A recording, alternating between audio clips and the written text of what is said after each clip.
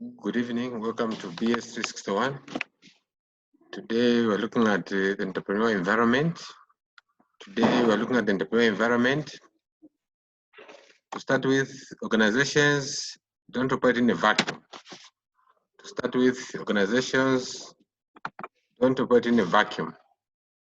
They operate in an environment.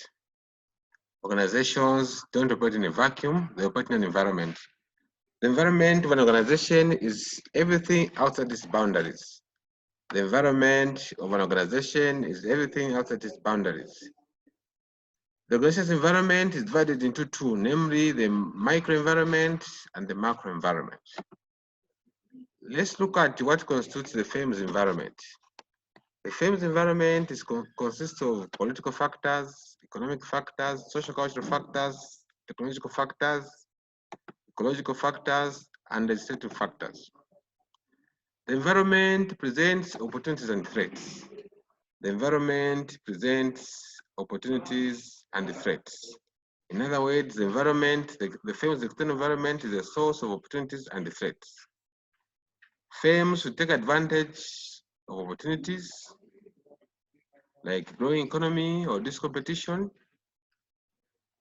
and they should also guard against threats such as increased competition and declining economy or population. Now let's look at the external environmental factors. So look at political factors. These are activities of politicians and actions they implement through their officers. Political factors make it possible for people to reallocate resources to new users. Also, political factors make possible more productive recombination of resources, e.g., deregulation of industrial sectors. When we talk about deregulation, we're talking about the removing of laws that impede entrepreneurial flair. Then we move on to social factors. Here we're talking about society, we're talking about the population, we're talking about demography, which is the study of the population.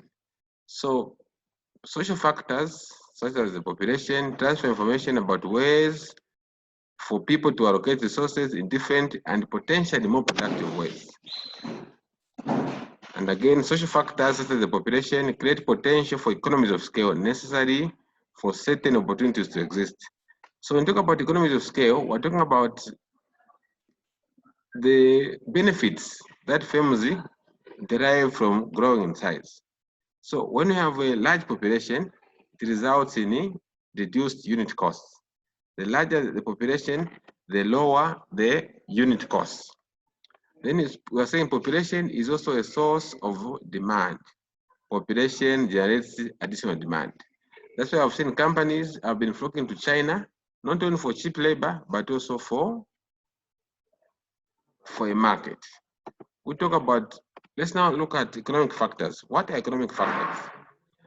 Economic factors help determine areas that are ripe for new startups and areas that startups should avoid. Of course, a new startup will go to an economy or to an area within a country whose economy is vibrant, whose economy is growing. That's why I find most startups, they start in urban areas in the case of Zambia, because that's where the economies, people have income, the economies are growing, as opposed to go and establish your startup in the rural areas. Then a weak economy favors startups that help consumers save money. A weak economy favors startups that help consumers save money. You can look at the things or startups such as Uber, the taxi service, or things such as the Airbnb, which is an accommodation. Airbnb started around 2008 during the economic meltdown. Previously, it was unthinkable for people to think of letting or renting out their rooms to total strangers. But because the economy was biting, people accepted the business model of Airbnb, where you can advertise your extra space in your house and strangers would come and rent your house. And as you are aware, renting houses from individuals is cheaper than renting rooms or renting hotel rooms. Entrepreneurs should pay attention to interest rates exchange rates, inflation rates, unemployment rates, economic growth rates, and trade cycles. For example, why should entrepreneurs pay attention to interest rates? Interest rates affect the cost of borrowing. The higher the interest rates, the higher the cost of borrowing. Therefore, as entrepreneurs, we want low interest rates so that we can borrow money to expand. Then when we talk about exchange rates, they affect the cost of imports and exports. The higher the exchange rate, the more expensive it is to import.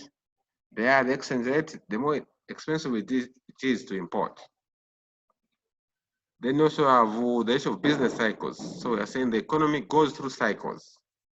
There's what we call a boom, there's a depression, there's a recovery, there's also an upswing. So what they are saying is, as entrepreneurs, we need to take note, or we need to be familiar with the business cycle in which the economy is. If the economy is experiencing a contraction, if the economy is contracting, what strategies should we put in place to survive a contraction? If the economy is booming, profits are going up, prices are going up. As entrepreneurs, we need to invest more so that we expand and take advantage of a boom. Then you have technical factors or technological factors. Advances in technology frequently create business opportunities. We have seen with mobile money. Mobile phones have brought new opportunities in mobile money and other activities. There's also the tendency of people to engage in self-employment. So technology has made it possible for people to start their own businesses because now you can do business online. Then there's also a tendency of people to form new firms. So we have seen entire new firms have been born as a result of new technologies. These include the biotech is as a result of new technologies as well as digital photography. Then we move to ecological factors. Here we're talking about the natural environment. The ecological environment, that is also known as the natural environment, presents various opportunities and threats to businesses. Raw materials that firms use to make products from the natural environment.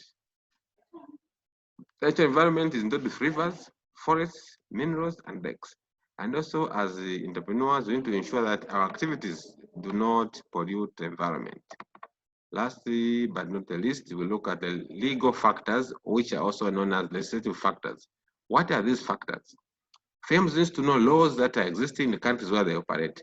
Firms must be conversant with laws vis-a-vis or relating to competition, employment, environment, company formation, and winding up. Delegation, for example, both increases and decreases the rate of firm formation. When we talk about deregulation, we're talking about removing regulations. For example, when Zambia or when the government changed from UNIP to MMD, the MMD government removed certain regulation, for example, which had forbidden competition in certain sectors of the economy. So by removing those regulations which prohibited competition, we saw a lot of firms were formed to compete against the incumbent firms then. Then sometimes government regulation is a source of opportunity since it provides resources that increase demand or provide subsidies. So the government will provide subsidies. As a result, people will form companies to take advantage of those subsidies.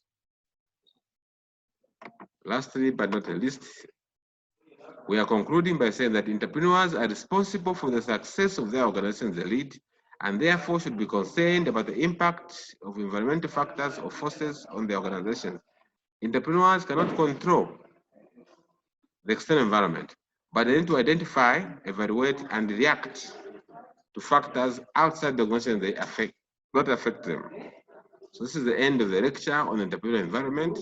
The next lecture will look at business opportunities. Thank you so much.